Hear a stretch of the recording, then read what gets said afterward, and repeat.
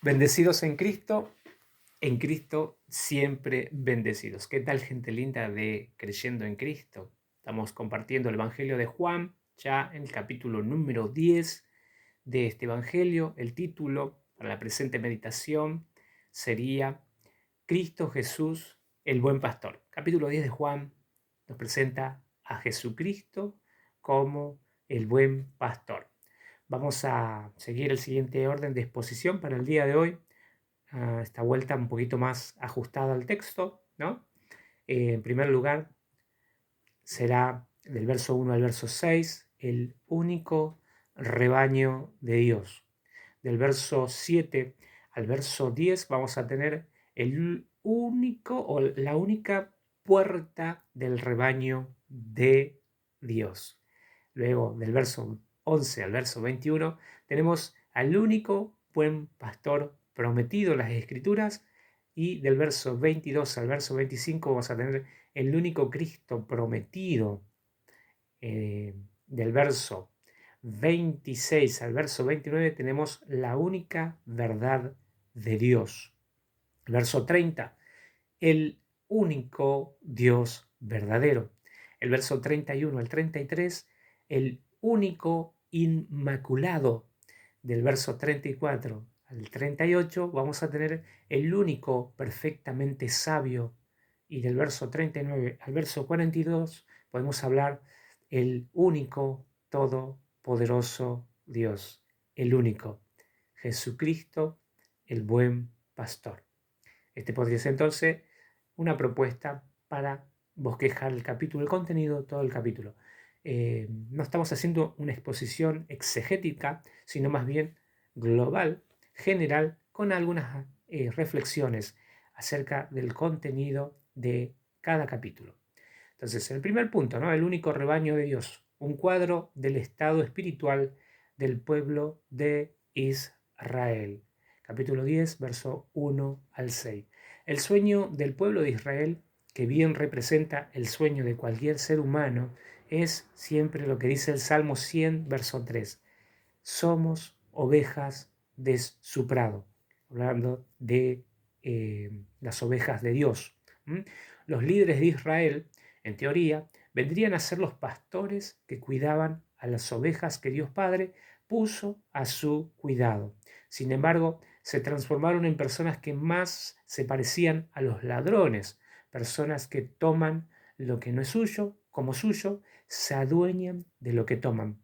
Y también se parecían a los salteadores, es decir, personas que usan la violencia para quedarse con lo que no es de su propiedad.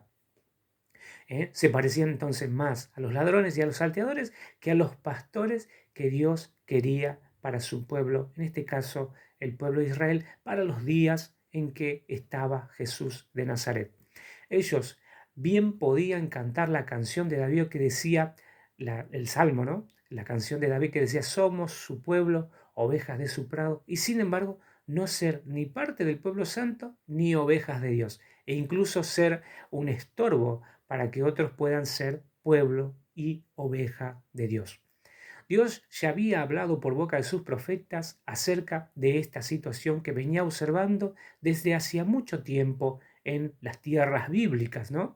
Y prometió entonces venir personalmente a revertir esa situación. Como en el caso de Moisés, ¿no? Allí en el Éxodo, ¿sí? También cuando vio a su pueblo oprimido, también dijo él, yo iré y libertaré a mi pueblo. Del mismo modo, aquí por medio de esta profecía, allí en Ezequiel capítulo 34, verso 1 al 11, Dios prometió enviar un representante suyo para traer libertad a su pueblo, a su rebaño.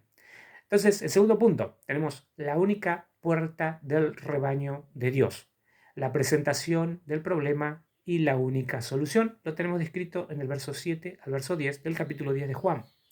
El problema básico es que las personas que creían ser pueblo de Dios no lo eran, porque estaban siendo aprisionados por los malos pastores, siendo adoctrinados en tradiciones y costumbres humanas como si provinieran de Dios. ¿Mm? Estos malos pastores, en especial maestros de la ley oral tradicional, ¿no? En el pueblo de Israel, no amaban el rebaño de Dios.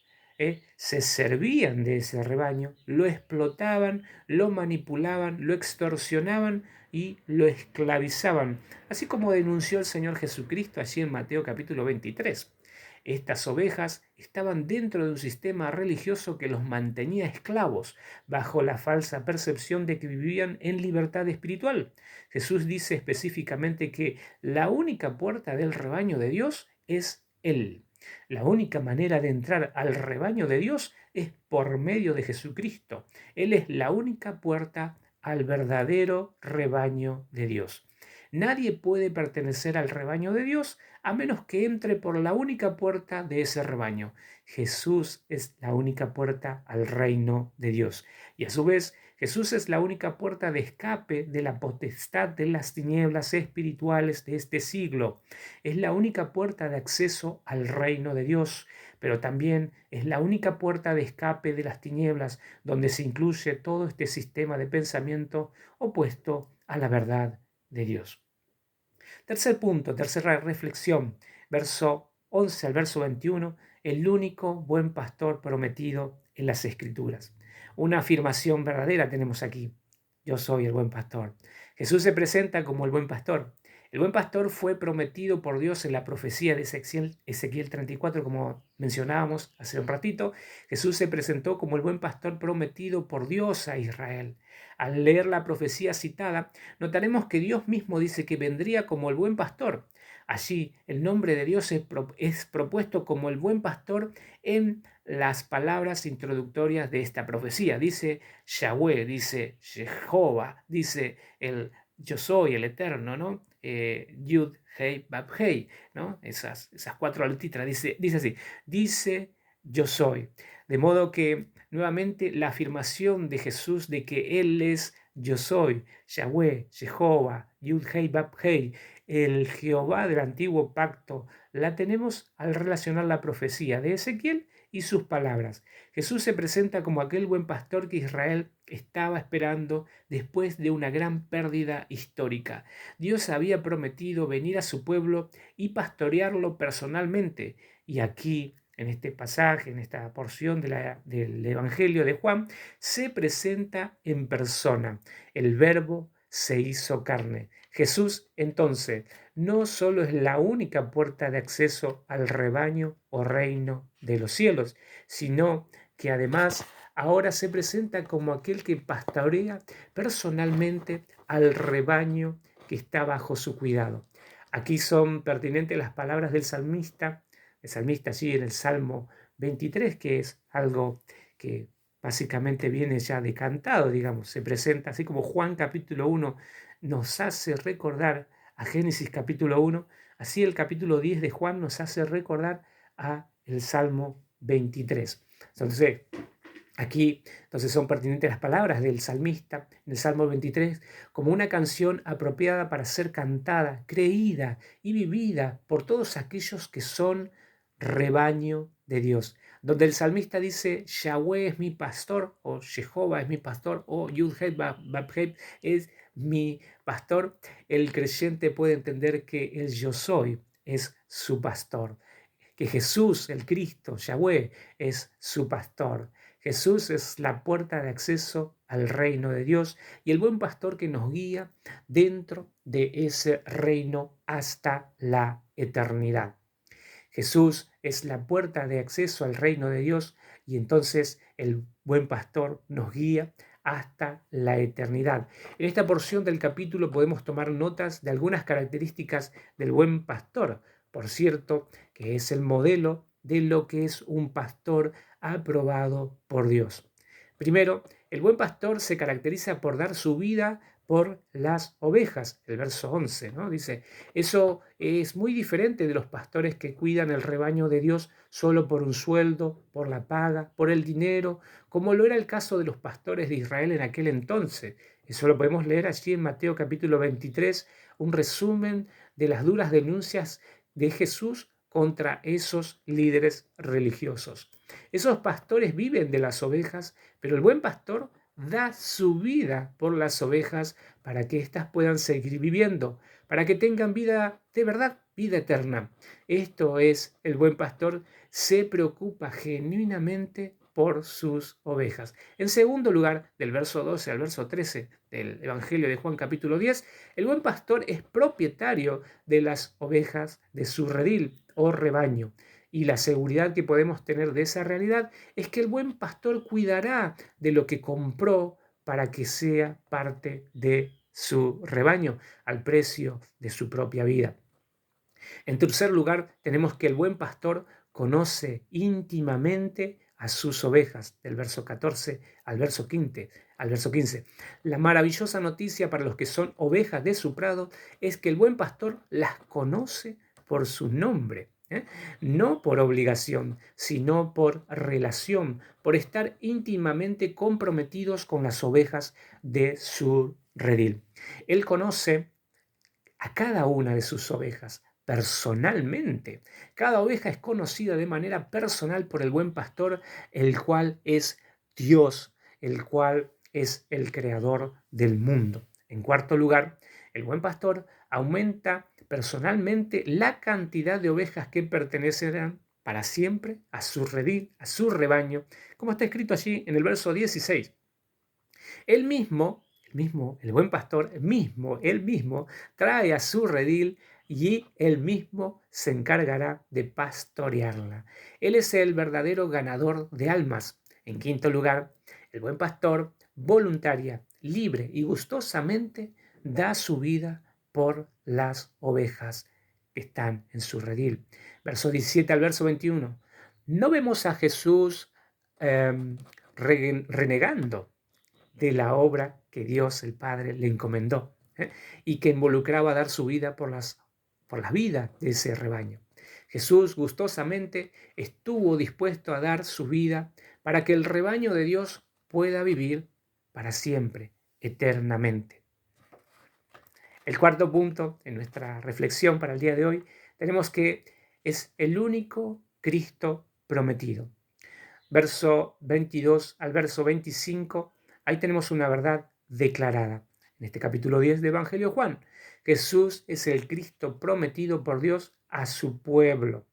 Los líderes de Israel, en aquel entonces, fueron informados directamente por Jesús de que Él era el Cristo, mas a los suyos vino y los suyos no le recibieron. Juan capítulo 1, verso 11. No porque no lo hubieran reconocido, Jesús mismo les dijo que Él era el Cristo. Antes bien, no lo recibieron porque no lo querían, no quisieron al Cristo que Dios les envió.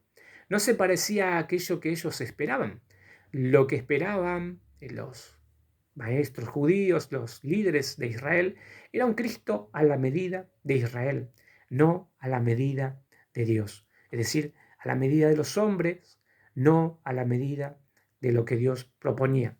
Dios les envió lo que ellos necesitaban, no lo que ellos deseaban, porque deseaban desde su corazón humano, el cual siempre está corrompido. Ellos, al igual que cada ser humano en el mundo, necesitan y necesitarán a Dios personalmente. La verdadera necesidad humana es una necesidad espiritual y eterna. Y Dios es el único que puede saciar ese tipo de necesidad. De modo que solo Dios podía salvar eternamente a estas personas y a todo el mundo. Por eso mismo, ese Dios se hizo carne y vino y habitó entre nosotros, entre su pueblo. Juan capítulo 1, verso 14. Este Cristo, recordemos, es el ungido de Dios, ungido para las funciones de Rey de Israel, ¿sí? Es el Rey de Reyes y personalmente el Rey de nuestras vidas. También para ser profeta, aquel prometido por Moisés en especial, a quien el pueblo debía oír bajo pena de excomulgación del pueblo santo, y personalmente es la voz de Dios al que debían dar obediencia. Ese es el profeta.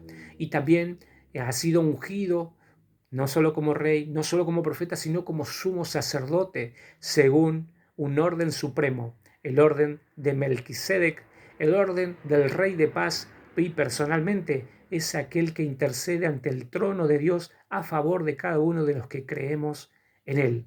Es el único Cristo prometido, el único. En quinto lugar, del verso 26 al verso 29, tenemos a Jesucristo como la única verdad de Dios. Diferentes respuestas a la verdad declarada. Estamos presentando verdades y hay respuestas a esas verdades. El mundo se divide en función de las respuestas que dan a la verdad de Dios, en incrédulos o creyentes. Los incrédulos son incrédulos por causa de que no son de Dios. Los incrédulos, entonces, son incrédulos por causa de que no son de Dios. Como no son ovejas de Dios, los incrédulos permanecen en ese estado de incredulidad. Ese es el estado natural de todo ser humano. Nacemos en incredulidad, es nuestro estado natural. Nos desarrollamos en ese estado, en el estado de incredulidad.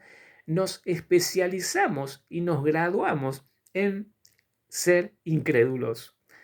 A menos que Dios nos dé la fe para poder creer en Él y de esa manera romper con nuestro hábito incrédulo, no podríamos creer en Dios.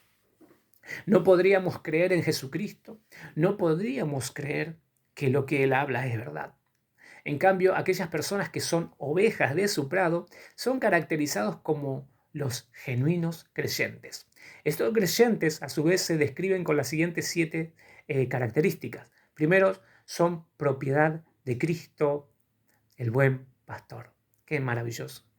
Son propiedad de Cristo, el buen pastor. Jesús dice, mis ovejas son su posesión, le pertenecen exclusivamente a Él y Él gusta reclamarlas como de su propiedad. Segundo, escuchan la voz de ese buen pastor. Viven con Él, dependen de Él, se relacionan con Él, conviven con Él. Este sería el tercer punto. Entonces, son conocidos íntimamente por el buen pastor. Escuchan su voz. Escuchan su voz. Tercero, son conocidos íntimamente por Él. Y en cuarto lugar, siguen a Jesús, el buen pastor. Notemos, las ovejas siguen al pastor. No es el pastor el que sigue a las ovejas. El buen pastor es el que las conduce a donde deben ir. Y no es al revés, ¿no? Las ovejas no marcan la tendencia de cómo debe ser el buen pastor. El buen pastor es el que les marca el camino. El buen pastor no hace lo que las ovejas quieren. Se entiende que las ovejas son guiadas por el buen pastor a los mejores lugares para sus ovejas. En quinto lugar, los creyentes genuinos se caracterizan porque tienen vida eterna. Esa vida eterna, según lo entiende Jesús, comienza a ser experimentada cuando el creyente conoce a Dios Padre y a Dios el Hijo. Juan capítulo 17, verso 3. En sexto lugar, los creyentes genuinos pueden estar seguros de que no perecerán jamás, siendo esa situación una característica de los verdaderos creyentes o verdaderas ovejas del buen pastor. No perecerán jamás, jamás es la afirmación que enseña Jesús y todo lo que Jesús habla es verdad. No perecerán debido a que el buen pastor se comprometió a cuidar de sus ovejas para siempre. En séptimo y último lugar, las verdaderas ovejas del buen pastor son guiadas por el todopoderoso Dios. Aquí está la seguridad del genuino creyente, no perecerá jamás porque el todopoderoso Dios lo tiene en su mano, bajo su cuidado y protección eterna. Romanos 8:38, verso 39, para reflexionar adicionalmente. Verso 30 del capítulo 10 de Juan, el único Dios verdadero. De lo dicho anteriormente se desprende una verdad consecuente. Esa verdad consecuente es que Jesús, el Cristo, es Dios. Expuesta la verdad acerca de Jesús, esto es, que Él es la única puerta de acceso al rebaño de Dios, que es Jehová, el buen pastor prometido a Israel, y que es el Cristo que Dios prometió a su pueblo, concluye Jesús con esta afirmación: mi Padre y yo somos uno. Esto es una referencia que son de la misma esencia, calidad, sustancia y al mismo propósito. Esa afirmación se hace eco de aquel postulado de la ley de Moisés que dice: Oye Israel, Jehová, Yahweh, Yud-Heh, Vah-Heh, tu Elohim, tu Dios, uno es. Como lo hemos dicho, el título Dios es una traducción del sustantivo hebreo Elohim, y como ya lo hemos dicho también, el nombre Elohim es Yahweh. El nombre del Elohim es Yahweh, Jehová, Yud-Heh, Vah-Heh, Jehová, decimos nosotros en castellano, que es lo mismo que decir yo soy el que soy. Este Yahweh es el uno. Nuevamente Jesús viene a reafirmar clara y directamente su deidad, que Él es Dios que siempre estuvo con Israel y el mundo, de diferentes formas y maneras, pero ahora personalmente en la persona de Jesús el Cristo. De modo que creer de verdad en Jesús como el Cristo de Dios es aceptar implícitamente o explícitamente, consciente o inconscientemente, que Jesús es Dios. Juan capítulo 1, verso 1. Si no podemos creer que Él es el yo soy, es Yahweh, es Jehová, Yud-Heh, Vah-Heh, dice Jesús que en sus pecados permanecerán muertos. Juan 8, 24. Tan importante es creer que Jesús es Dios que no podremos esperar ser salvos de nuestros pecados, ni tener vida eterna, ni esperar resurrección, ni esperar algún día ser salvos del castigo eterno, si no creemos esa verdad medular acerca del Jesús que presenta el Evangelio. De modo que Jesús se encargó de cerrar los caminos hacia la experiencia de redención, de salvación, de la vida eterna. Es el que se encargó de cerrar, de evitar que haya otros caminos, ¿no? Hacia la experiencia de la redención, de salvación, de la vida eterna. Es el único camino. Primero les dijo a los sabios de este siglo que a menos que no entren por medio de él, nunca podrían entrar a formar parte del redil de Dios. Nunca serían ovejas de Dios, nunca serían el pueblo especial de Dios. Jesús es la única puerta de acceso al reino de Dios. Luego les dijo a los que se precian de portadores de luz para vida, que a menos que acepten que Jesús es el pastor del redil de Dios y que crean en Él para conocerle y experimentarle como su buen pastor para sus vidas, perecerán eternamente. Jesús es el único buen pastor, bueno en esencia. Entonces llega el punto donde claramente, no ya por alegorías, el redil, ¿no? O por insinuaciones, el buen pastor prometido por Dios, sino directa y concretamente les dice a los pastores que se pusieron sobre el pueblo de Dios, a los que pretendían ser guías del pueblo de Dios, aquellos que se atribuían la posesión del pueblo de Dios, que Él es el Cristo, es decir, el ungido para ser el único rey de Israel, el único profeta como Moisés y el único sumo sacerdote según el orden de Melquisedec, y a menos que crean en Él, no podrían venir a formar parte del pueblo al que ellos decían pertenecer. Al pueblo, entonces, que en el pueblo de Israel. Lo que tenemos descrito en este capítulo es como un progreso en la revelación del mismo Jesús a todo el mundo. Y justo cuando el mundo está pero muy molesto con las palabras de Jesús, es cuando Él se les revela como lo que Él es y les dice que a menos que ellos crean que Él es Dios, a menos que el pueblo de Israel crea que Jesucristo es Dios, y eso sigue vigente, a menos que la gente pueda llegar a creer que Jesucristo es Dios, y podemos volver a leer otra vez Juan capítulo 1, verso 1 al 4. Entonces, si no se cree que Jesucristo es Dios, no experimentarán jamás su salvación. Creer en Él como Dios es creer que Él es el único que puede salvar al ser humano, salvarlo eternamente. El séptimo punto de nuestro bosquejo es, del verso 31 al verso 33, el único inmaculado, Jesucristo, el único sin pecado. Reacciones adversas a la verdad consecuente. Intenciones de lapidar a Jesús, es lo que encontramos aquí, por lo que acaba de pronunciar. La acusación de los ofendidos por la verdad presentada por Jesús, blasfemias, dice que el se hace Dios. Ellos podían tolerar, aguantar, soportar, entre otras cosas, el hecho de que Jesús se presente hasta ese punto discutible de ser el Cristo enviado por Dios. ¿Mm? O sea, eso era tolerable, decir, bueno, sea otro más que se llama Cristo, bueno, pero les resultaba algo totalmente inadmisible el hecho de que el Dios de Israel se haya manifestado en forma de cuerpo humano. Eso es idolatría, dirían hoy aquellos en esa oportunidad, los que dijeron en aquella oportunidad blasfemias, blasfemas. Bueno, ¿cómo dicen hoy? En vez de decir están blasfemando, dicen eso es idolatría. Blasfemar es no solo hablar mal de Dios, sino de manera consciente transgredir la voluntad de Dios en su más alta expresión. Su razonamiento, el razonamiento de estas personas, intelectuales de aquel entonces, religiosos, ¿no?, que defendían la ley de Dios, sería algo así como que el Dios, que es espíritu, no puede tomar forma humana. E incluso pudiera ser que entendieran de esta otra manera, que un hombre no puede transformarse en Dios. Esto es hacer a Dios algo tan simple como un ser humano. Básicamente era degradar al Creador. Eso sería un insulto para el Creador, ¿o no?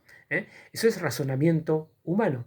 Sea como fuera el caso, este tipo de delito estaba penado con la muerte por lapidación, es decir, arrojándole piedras. Levítico 24:16, la ley de Moisés. Ahora, la verdad es que Jesús le dijo a este mismo grupo de personas que ellos no podían acusarlo de ningún pecado, por cuanto él siempre hacía la voluntad de Dios. Eso lo vimos en Juan capítulo 6. Jesús es sin pecado, nació sin pecado, vivió sin pecado y murió sin pecado alguno. Sin embargo, debido a que estas personas, sus oyentes, los que se ofendieron cuando él les dijo yo soy el mismo Dios, lo juzgaron como una blasfemia, un delito digno de ser penado con la muerte capital.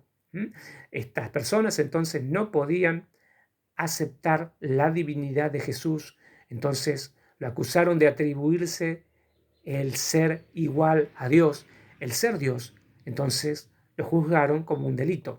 Ese juicio, sin embargo, es verdadero para cualquier ser humano en la tierra que nació, nace o nacerá sobre esta tierra. Sin embargo, no es verdadero cuando ese ser humano es Jesús el Cristo, quien es Dios hecho carne.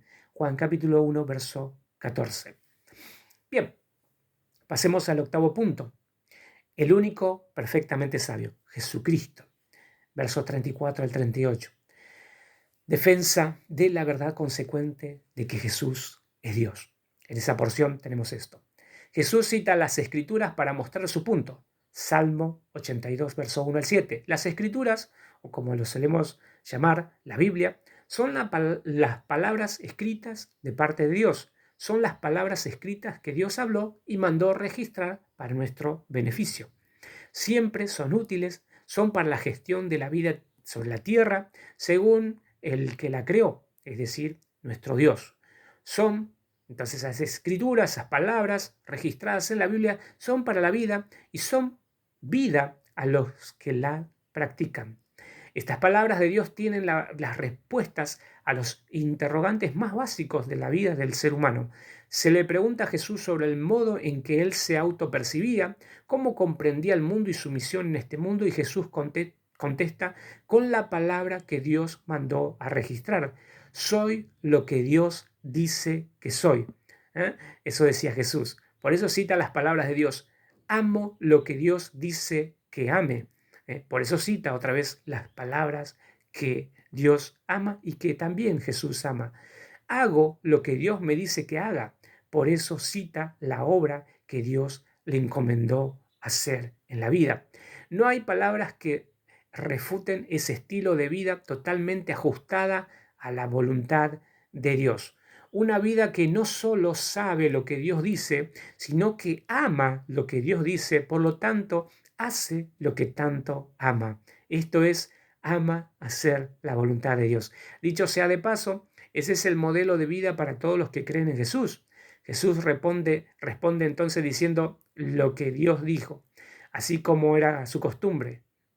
Mateo capítulo 4 al capítulo 7, Lucas capítulo 4, ¿no? Entonces, como era su costumbre, y deja en claro lo que Dios había dicho también. Dios llamó, Dios mismo llamó Dios a las personas que ocupaban el rol del Dios invisible frente al pueblo de Israel. Dios llamó a los jueces de Israel, a los líderes de Israel. En aquella época esos jueces eran jueces corruptos, sin embargo, por el solo hecho de tener en su poder la palabra de Dios y juzgar conforme esa palabra, fueron llamados por el creador de todos, Dios, Elohim. En nuestra traducción castellana se traduce como dioses. Dioses son. Bueno, hablando de los jueces, en su rol y calidad de la potestad de juzgar conforme la voluntad del Creador, no teniendo en cuenta si son dignos o indignos en cuanto a su comportamiento, sino si juzgaban o no juzgaban conforme la voluntad de Dios.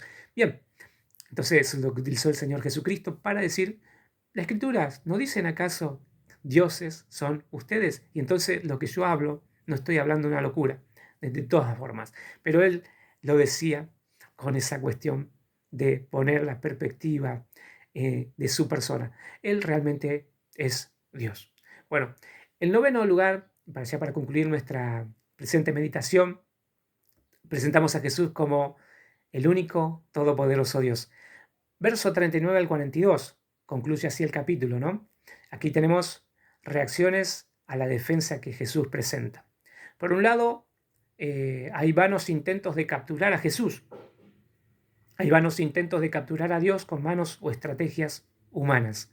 Por otro lado, Jesús, el Hijo de Dios, se aparta de aquellos que no quieren ser capturados por Dios y atrapa a aquellos que vienen rendidos a Él, a la verdad que Él representa, a lo que Él, en esencia, Él es el buen pastor de aquellas ovejas, las cuales Él vino a salvar y nos ha comprado y nos ha introducido al redil de Dios. Por eso podemos decir todos los creyentes, somos oveja de su prado.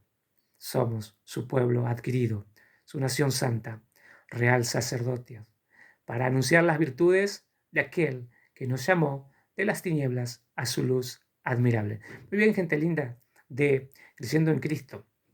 Nos estamos encontrando la próxima vez, si así nuestro Dios nos permite. Recuerden leer Juan capítulo 11 para la próxima sesión, si así se dan las cosas, ¿no? Lo estamos intentando semana tras semana, día tras día, conforme nos enseñó también nuestro Señor Jesucristo, a vivir cada día según el afán de cada día. Puede ser que haya un mañana, puede ser que tengamos otra lección, puede ser que nos podamos comunicar por este medio, puede ser. Y si es así, si así nuestro Dios nos permite, lo volveremos a hacer.